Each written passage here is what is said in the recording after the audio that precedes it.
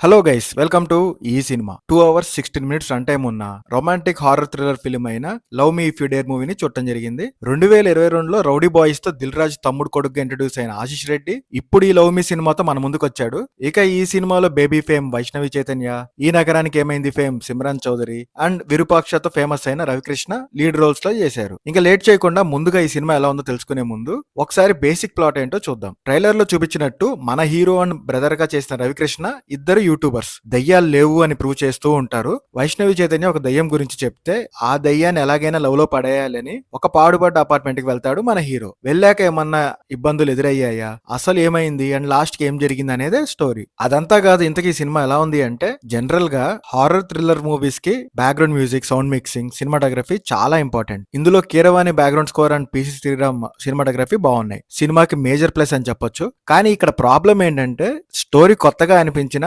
Screen మీద presentation సరిగ్గా చేయలేకపోయారు డైరెక్టర్. ఫస్ట్ హాఫ్ స్టోరీ అక్కడక్కడే తిరుగుతున్నట్టు ట్విస్ట్ కోసం బిల్డ్ చేస్తున్నారు అన్నట్టుగా ఉంది. సెకండ్ హాఫ్ కన్ఫ్యూజ్ చేసేసారు మొత్తం. చెప్పాలనుకున్న పాయింట్ అంత ఇంట్రెస్టింగ్ గా క్లారిటీగా చెప్పలేకపోయారు. ఓవరాల్ గా ఒక్క ముక్కలో చెప్పాలంటే హారర్ మూవీ లవర్స్ కి పర్లేదు అని అనిపించచ్చు. కామన్ ఆడియన్స్ కి అంతగా ఎక్కకపోవచ్చు ఈ మూవీ. నాకైతే అంతగా ఎక్కలేదు గైస్. నాకెందుకు అలా అనిపించిందో వీడియో లాస్ట్ వరకు చూసి అర్థం చేసుకోండి.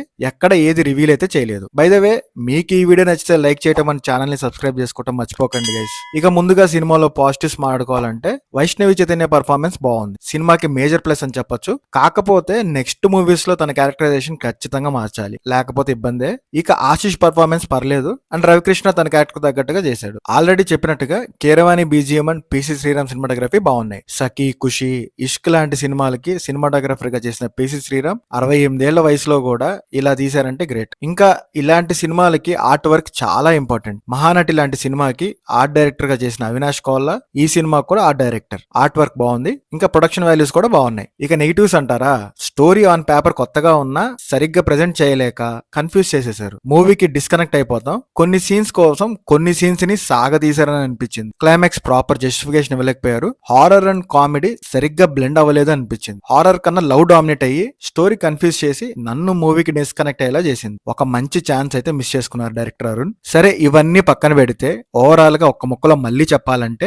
ఈ romantic horror thriller film confusion తో తికమక్క అయ్యేలా చేసి మనని అలా వదిలేసింది. నాకైతే ఈ మూవీ ఎక్కలేదు గైస్. ఇది మన ఈ సినిమా వ్యూ రివ్యూ. మీకు ఈ వీడియో నచ్చితే లైక్ చేసి మన ఛానల్ సబ్స్క్రైబ్ చేసుకోవడం మర్చిపోకండి. మరెన్నో సినీ విశేషాలతో మళ్ళీ కలుద్దాం. Will meet you once again guys. Thank you. మీ ఈ సినిమా.